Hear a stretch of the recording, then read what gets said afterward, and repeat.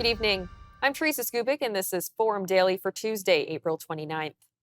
After winning a tight election campaign, Prime Minister Mark Carney is vowing to unite a divided country in the face of ongoing trade tensions with the United States.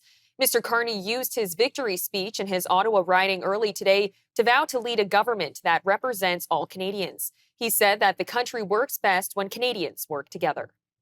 I have a question. Who's ready? Who's ready? Who's ready to stand up for Canada with me?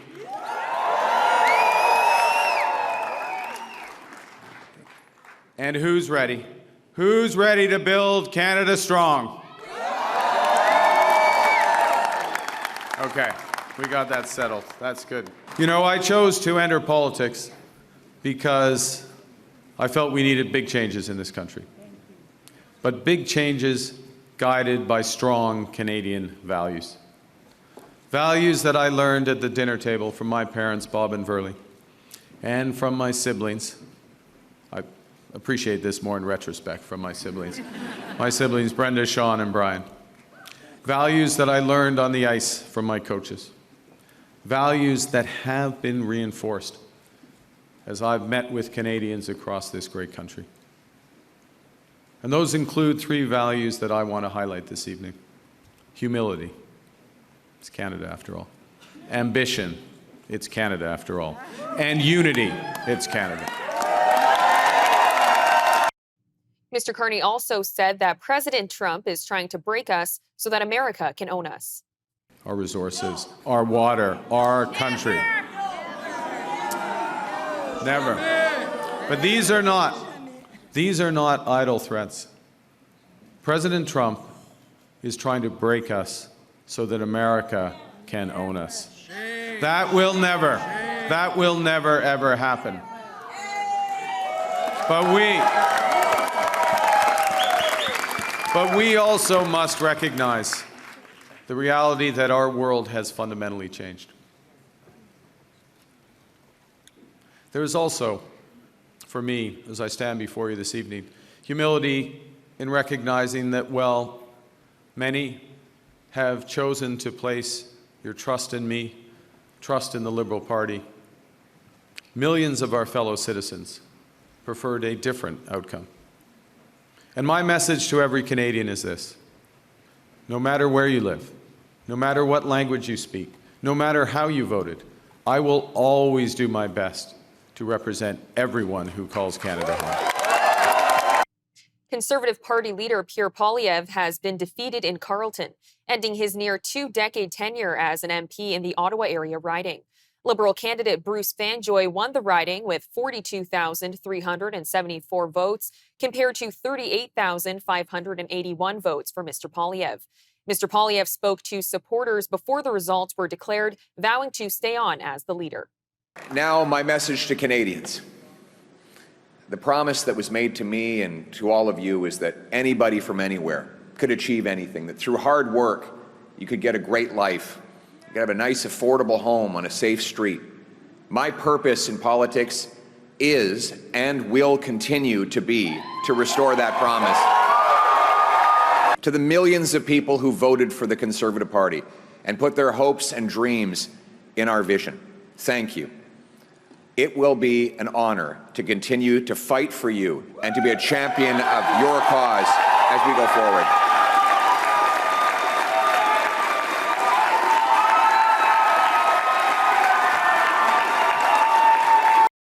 And during Prime Minister Carney's victory speech, he mentioned that he's looking forward to working with Bruce Fanjoy.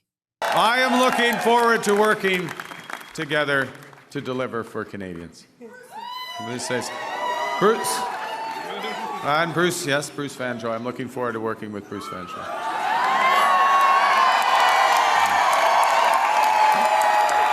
Fantastic. He will be a great MP. We're going to have fun tonight. Yes, we're going to have fun.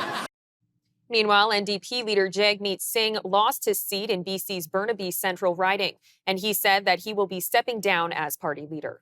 It's been the honor of my life to represent the people of Burnaby Central. Tonight they chose, thank you.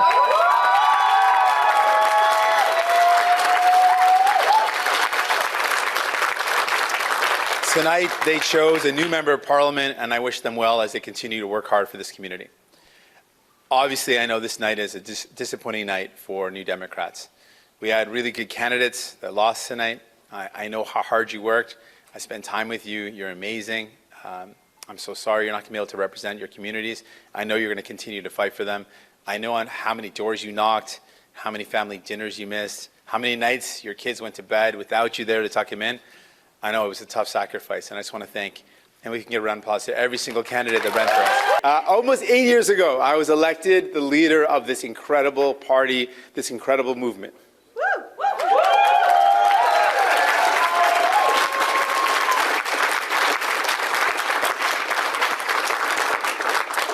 I've worked really hard to be worthy of this trust, to live up to the legacy of our movement.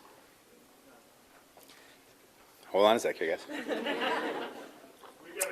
Thank you. One more sec. Tonight,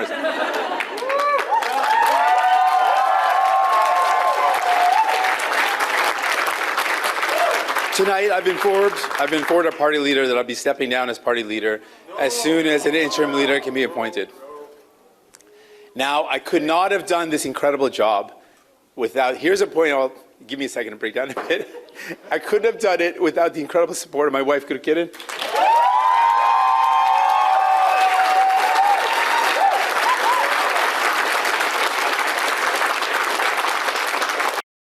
The Liberals made huge election gains in Quebec, offsetting the seats they lost in Ontario to the Conservatives. Conservatives will again form the official opposition after picking up dozens more seats and having their best result in the popular vote since Brian Mulroney's win in 1988. The NDP may lose official party status as its seat count is well under 12. The only other party to win a seat was the Green Party's Elizabeth May. Our correspondent Wyatt Sharp has more on who won and who lost in yesterday's election. We saw a number of upsets and certainly some surprising results as well from really coast to coast. If you start in, places like Atlantic Canada, we were watching ridings like Central Newfoundland, Miramichi, Grand Lake, even the riding of Fredericton, where you had the likes of Dominic Carty, a former New Brunswick cabinet minister who dissented from the party and then, of course, started his own party by the name of the Canadian Future Party. Those were kind of interesting, but the final results from those ridings weren't really anything out of the ordinary that we were expecting. It's when we kind of start to get into Ontario and Quebec, where although the national kind of picture was similar to what we saw in a number of the polls, there were certainly some ridings where it kind of was just a shock as to what we saw. If you think about ridings even like Newmarket Aurora or Richmond Hill, Aurora Oak Ridge is Richmond Hill, certainly York Region was one example. They've been pretty reliably Liberal in recent elections. They all went Liberal, all of the ridings in 2021. And now this time, it's really the flip of that. They've all went Conservative. Leah Taylor Roy has lost her seat. The Conservative candidate in Newmarket, Sandra Codina, has won her seat. And Majid Johari, the Richmond Hill incumbent Liberal, has actually lost his seat as well. That's one example, but we've also seen scenarios, if you look even further west in British Columbia, where some people have lost their seats, and even elsewhere as well. Like if we looked at places in Alberta, in Calgary Centre, in Edmonton Centre, Amarjeet Sohi has lost his seat. And then, of course, the biggest upset of the night was in Carleton, where Pierre Poilievre, the Conservative leader, lost his seat. That's one example. Bruce Fanjoy, the Liberal candidate. There's a number of different upsets really from kind of across the country. And really, it kind of just paints the picture, especially in the case of Pierre Poilievre in the riding of Carleton, with respect to how can he advance forward as the party leader if he doesn't actually have a seat in the House of Commons. You saw that even after Mark Carney was elected as Liberal Party leader, it was very difficult for him to kind of get the message across of his party without having a seat in the House of Commons. So right now the question is, will a perhaps older, someone who's on the verge of retiring Conservative MP step down, maybe offer their seat to Poilievre so that Poilievre can run, have a seat in the House of Commons, and then go from there? A father, mother, and 5-year-old daughter have been confirmed as the 3 of the 11 victims killed when a vehicle rammed through a crowd at a festival in Vancouver on Saturday. Tuan Lee says his brother, his sister-in-law, and their 5-year-old daughter were killed while attending the festival. He says his brother sent a text to his son around 8 p.m. Saturday saying that they would be home soon, but the family learned later that night that Richard had been killed. A 30-year-old Vancouver man has been charged with 8 counts of second-degree murder, and police say that more charges are likely as victims are identified. David Eby and Mark Carney attended the vigil for the victims. Praise the that taught my heart to feel. All right, coming up next, we'll be joined by Liberal strategist Andrew Perez to talk more about the results of last night's election.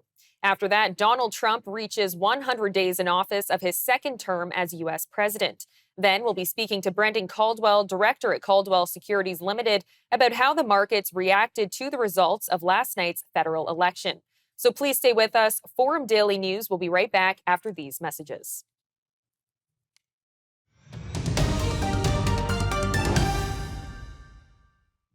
The Liberal Party under Mark Carney's leadership has emerged victorious, securing 167 seats in the 343-seat House of Commons. While this falls short of a majority, it positions the Liberals to form a minority government. Notably, the election saw significant upsets, including the defeat of Conservative leader Pierre Poilievre in his longtime riding of Carleton and the loss of seats by the NDP and the Bloc Québécois.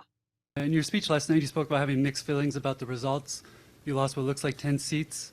Looking back this morning, is there anything you can identify that you would have done differently during the campaign? Seriously, I will have to think about that.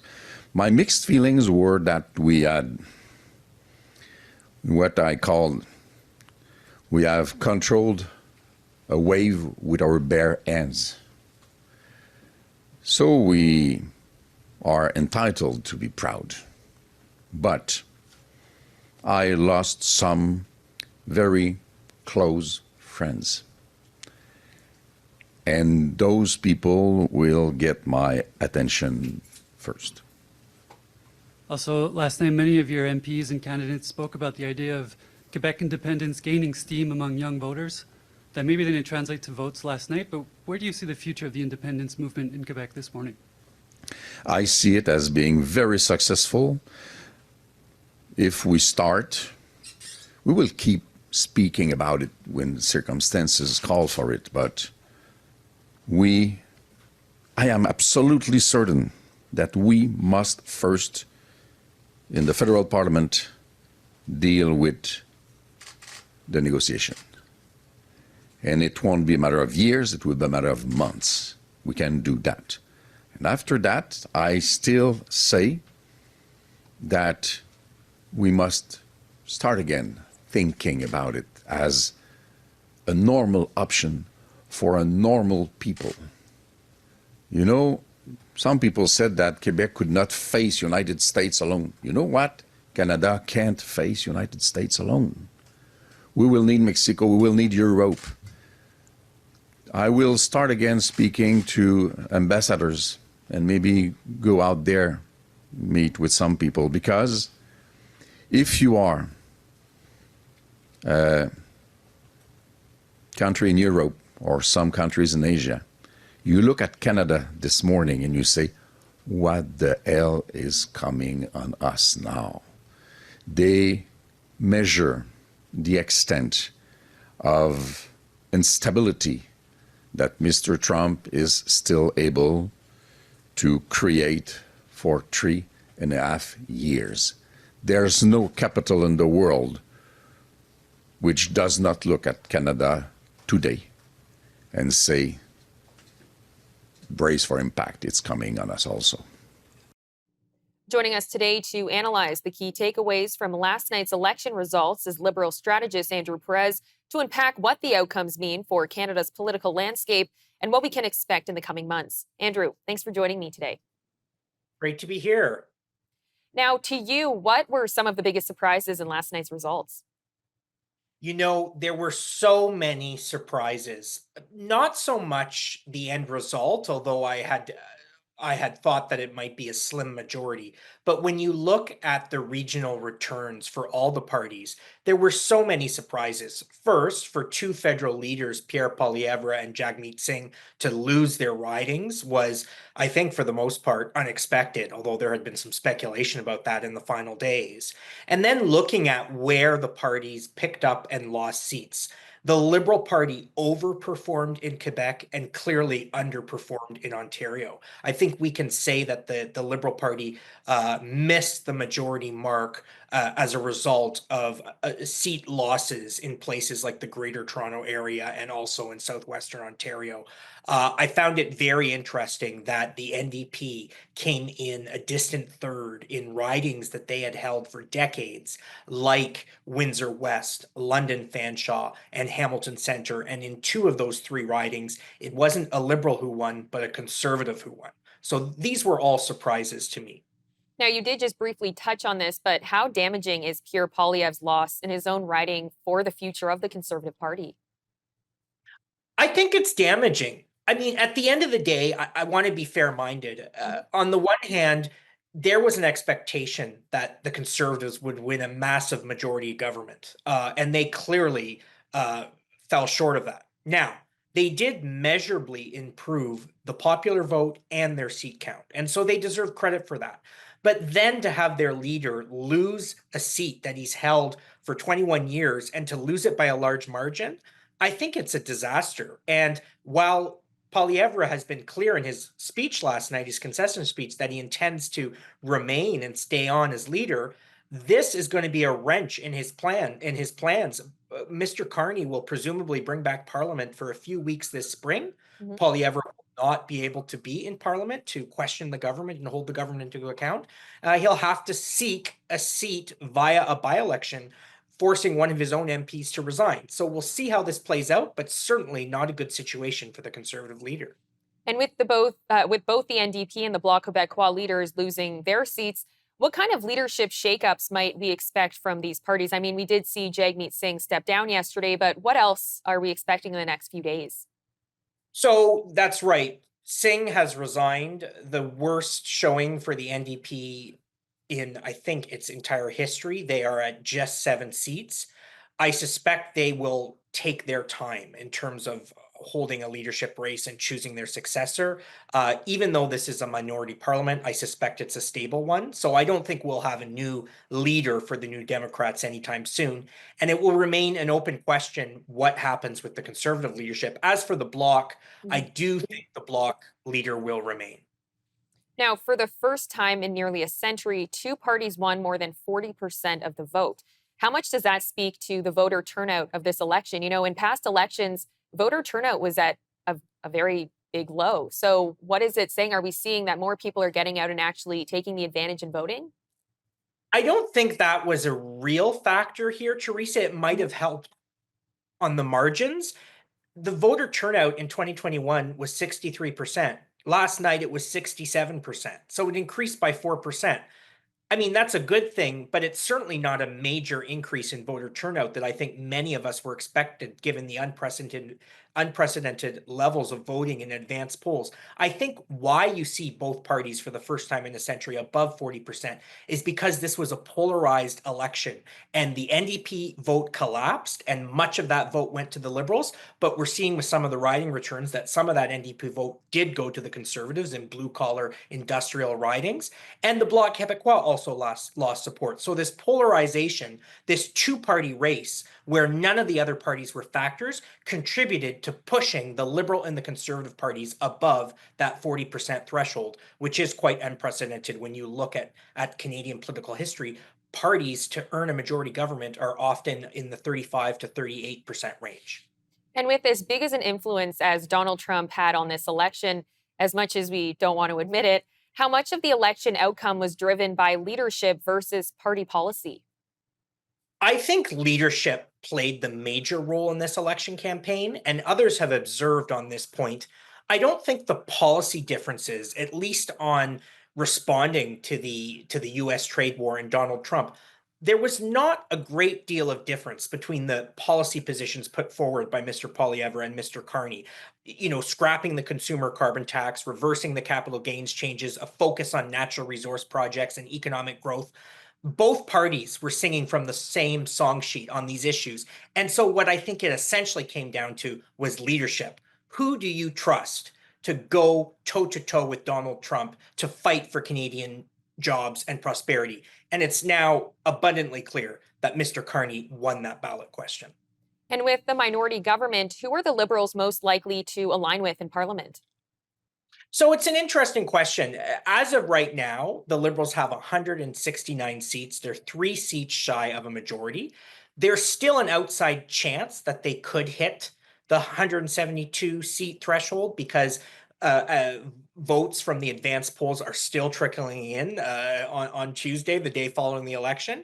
But I don't think they will hit that. And so they will need to work most likely with the New Democrats, who have 7 seats, and that would allow them to govern with effectively a majority. They can also work with the Bloc Québécois. And I think you may see the Conservatives be forced to support the Liberal Party on a case-by-case basis, especially as it relates to the trade war and really confronting the issues as it relates to Donald Trump and what he wants to do. Because again, on many of the issues relating to retaliatory tariffs and building infrastructure projects and putting forward a national expenditure review, these are issues where I think the parties actually do have a number of things in common. And so I think this is a minority parliament that could last 2 or 3 years. I see it as a very stable minority parliament. I don't think there's any appetite for a federal election within the next year and a half. Well, Andrew, thank you so much for the time today. Thank you. Take care. All right, coming up after the break, Donald Trump reaches 100 days in office of his second term as U.S. president. Treasury Secretary Scott Bessent gets grilled by the press on the issue of the trade war with China. And we'll be speaking to Brendan Caldwell, director at Caldwell Securities Limited, about how the markets reacted to the results of last night's federal election. Don't go anywhere. We'll be right back after the break.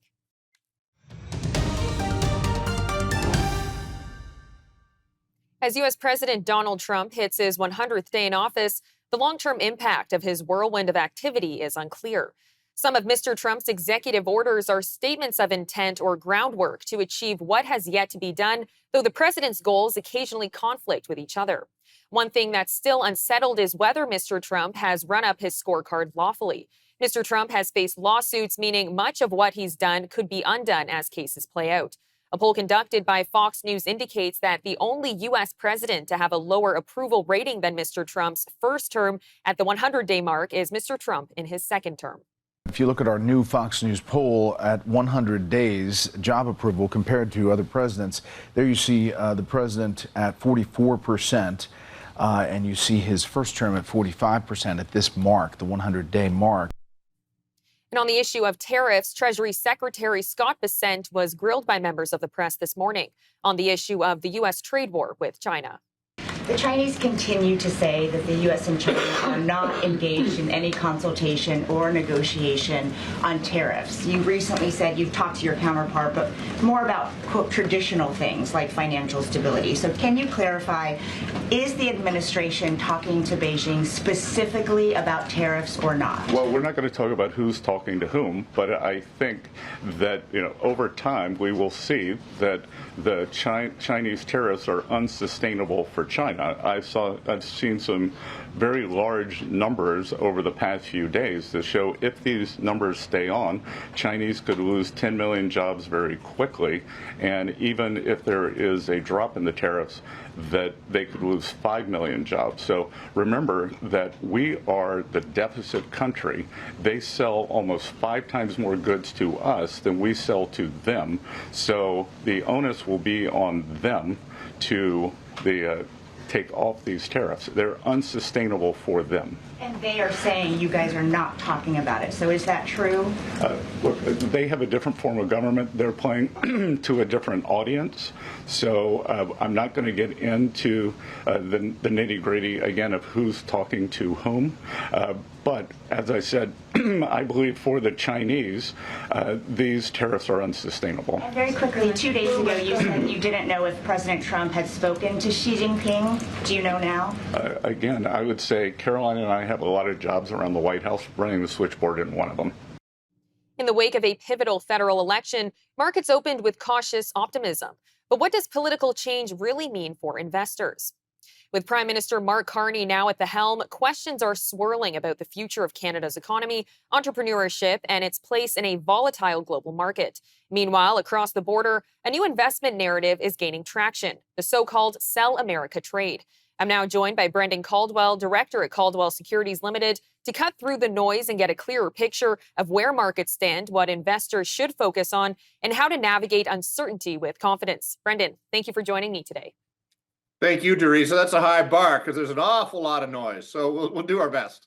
Now, yesterday we headed to the polls, but did today's stock markets really care who won in last night's election?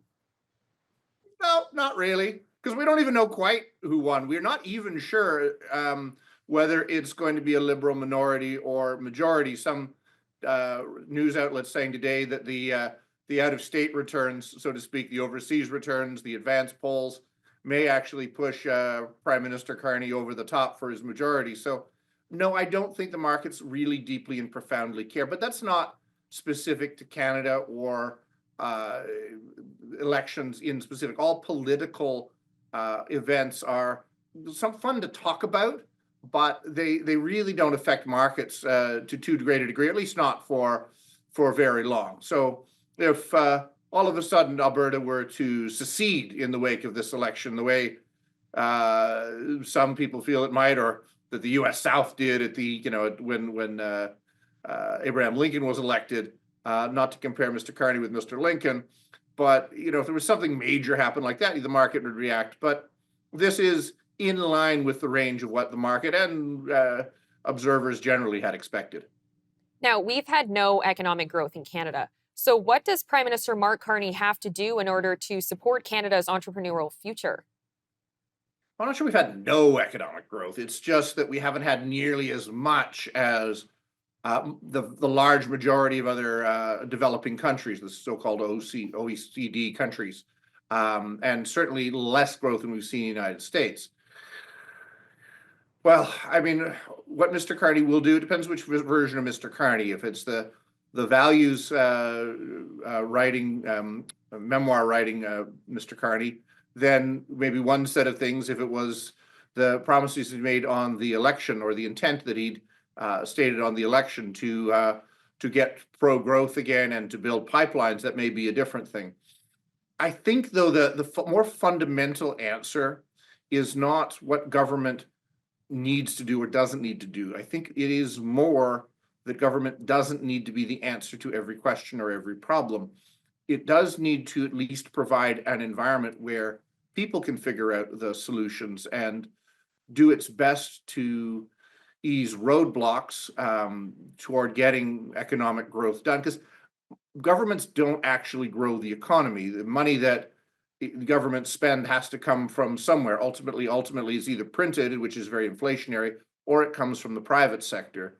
So short of printing money and creating inflation, the money needs to come from growth that comes from outside the government sector. So I think the answer to the question is do things that make it easier for the private sectors to succeed and to thrive. And would a majority government have been better for business in Canada? And if so, why?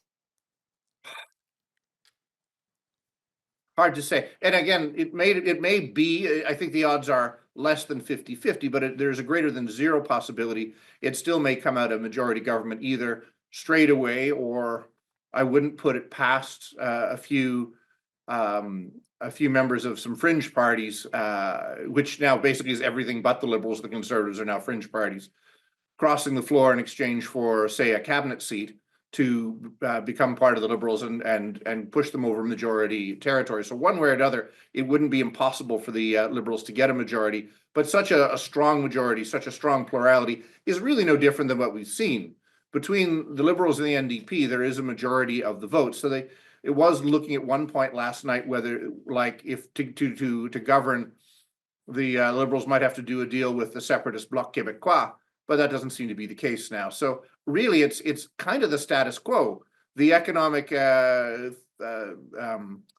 thought process behind the Trudeau government now is the Prime Minister, and then partnering with the NDP. That gives you your majority. So it's the same it was 2 days ago or 2 years ago. And do you think that government, that Liberal government that now is Mark Carney is the face of, do you think that that's good for businesses? I think it'll be better than people expect. I think a lot of the downtown business people here, certainly in Calgary, and across the country were very much pulling for what was perceived to be a more pro-business conservative government. That having been said, Pierre Poilievre, he of no current seat in the House of Commons, was very clear that he had no real interest in talking to business. He had interest in talking to people, as though businesses were run by something other than people, which they aren't quite yet. AI is not at that stage. So it has been historically that liberal governments have actually been very good for business. Talking with one of my large clients in the construction business just today, and I said, well, is this a good thing or a bad thing? He said, well, liberals tend to be better for my business because they spend more money. So notwithstanding what I said a little while ago about the growth needing to come from the private sector, it may well be that this liberal government is better than business had anticipated it would be. And what are your take-home lessons from our Canadian election and your take-home from your clients?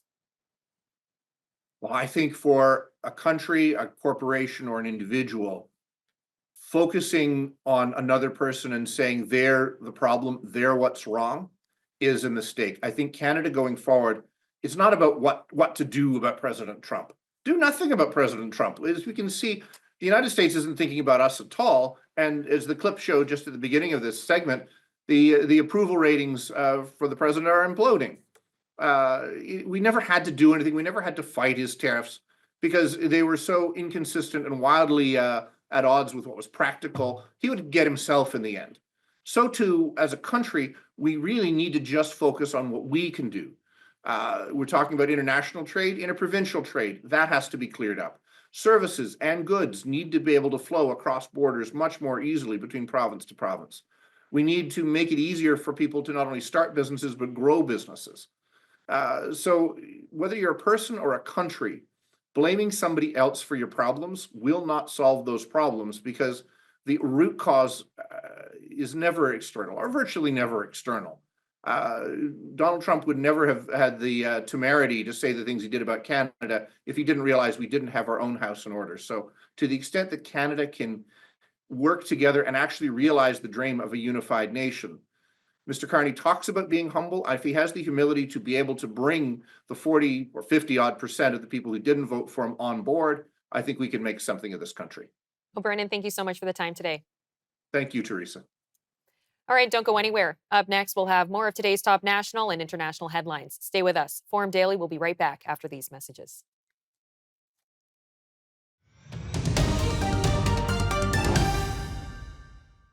The Vatican says that the conclave to elect successor to Pope Francis will begin on May 7th. The date was chief on the agenda of cardinals holding informal meetings on Monday to work out church business following the April 21st death of Pope Francis. They held off on announcing the opening of the conclave until after his funeral on Saturday.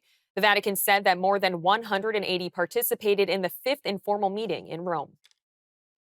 Meanwhile, Israeli jets struck Beirut's southern suburbs on Sunday, marking the third Israeli strike on the area since a ceasefire took effect in late November. The Israeli military says it targeted a precision-guided missile storage facility for the Hezbollah group. The IDF says that storing such equipment is a violation of the agreement to end the war. Israeli spokesperson David Mencer gave a rundown of Sunday's attack during a press conference on Monday. Next to Hezbollah in Lebanon, yesterday the IDF struck Dahya and destroyed the infrastructure where Hezbollah's precision missiles were stored, in blatant violation of the understandings between Israel and Lebanon. Warnings were given to locals in the area to move out of harm's way. But Israel will continue to insist that the ceasefire agreement with Lebanon be fully enforced, eliminating any threats to our sovereignty and the safety of our citizens. Israel holds the Lebanese government responsible for everything that happens within its territory. So to Hezbollah, Israel will not allow them to threaten Israel from anywhere in Lebanon, including the Dahya suburb in Beirut.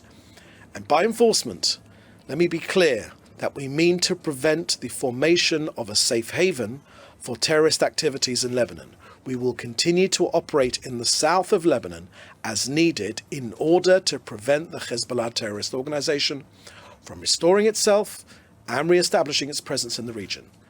Recent declassified documents have provided evidence that links the United Nations Relief and Works Agency to terrorism.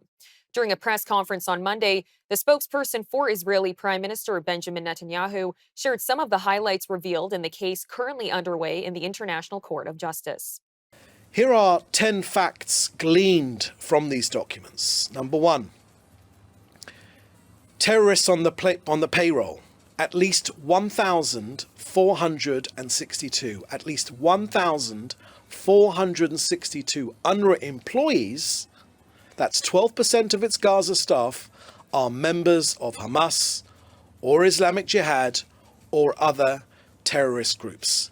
Next, terror in the classroom. 80 principals and deputy principals at UNRWA schools, that's 15% of their leadership, are confirmed as terrorist operatives. It's key to understand that UNRWA completely infiltrated the educational arm of UNRWA. Added to the fact that almost every one of the terrorists who committed the outrages on October 7th were graduates of the UNRWA education system.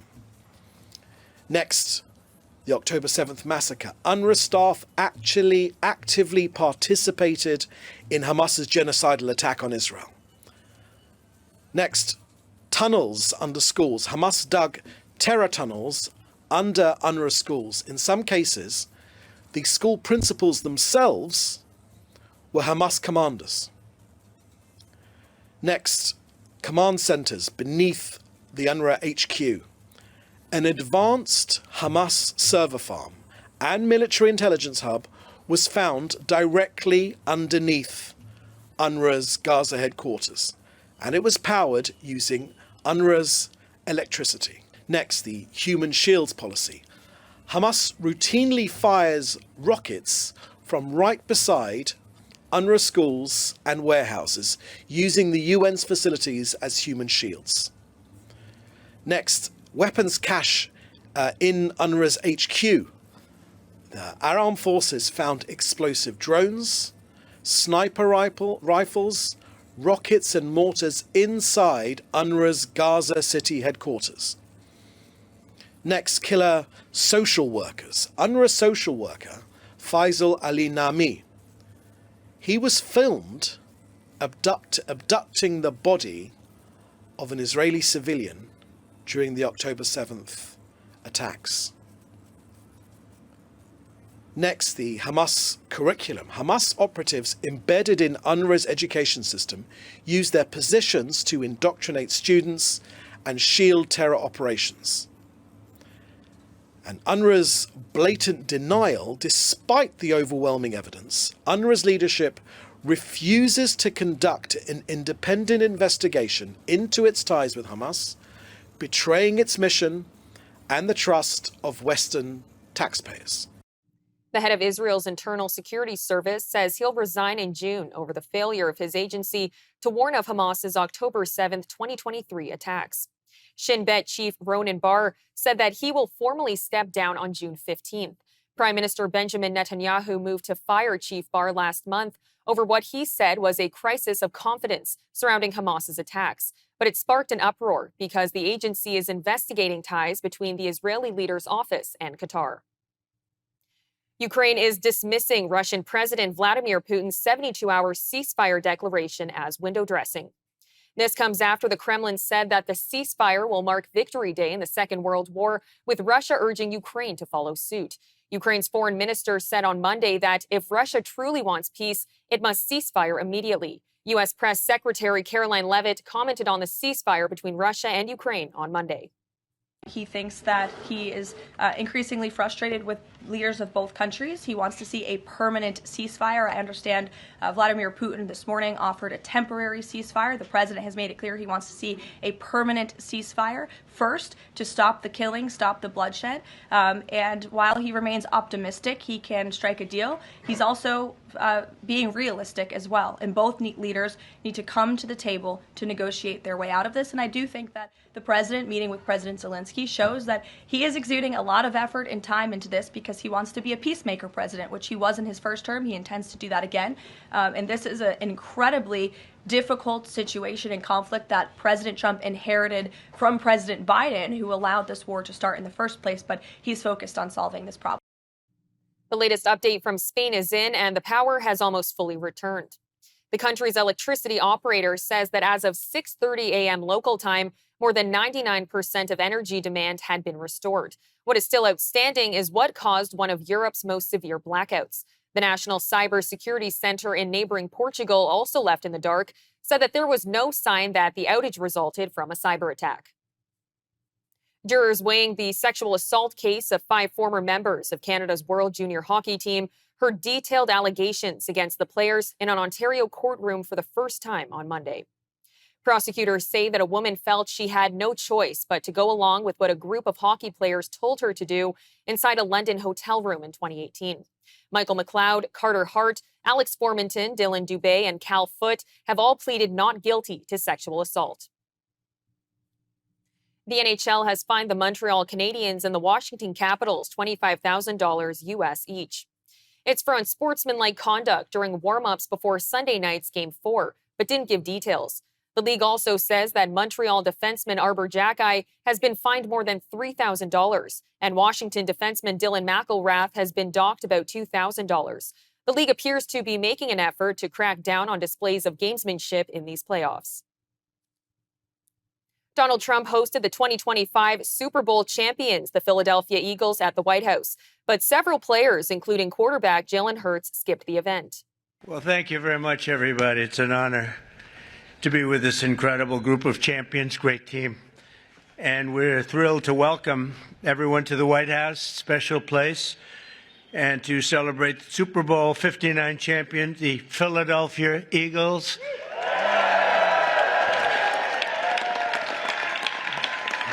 And that was a special day. That was a big one. But the Eagles have turned out to be an incredible team, an incredible group with a fantastic coach and coaches. And having you at the White House is very, very special and important. And we appreciate you being here. And I think what we're going to do is, on occasion, when we have a really great championship team, we bring them over to the Oval Office after we're finished, and they get a chance to look at some incredible real estate. And we have a little present for each and every one of them, and it's a terrific present. So we're going to do that for this team, okay? And we'll do that. We'll walk down to the Oval Office, and who knows, one of them may soon be sitting in that seat, you know? They become famous, and we sure as hell know they're good athletes. Now they have to have some other ability, and they do, and we'll see what happens. Hurts and other players cited scheduling conflicts as the reasons for their absences. That's according to a White House official who spoke on the condition of remaining anonymous. In 2018, Mr. Trump invited the Eagles to the White House after the franchise's first Super Bowl title, but later canceled after it became clear that most players weren't going to show up. I'm Teresa Skubik, and that'll do it for your look at national and international news for today. For more news on demand, you can always visit our website at forumdailynews.ca and make sure to follow us on our social media handles on X and TikTok. You can also watch all of our commentary programming on the News Forum YouTube channel. Good night, Canada.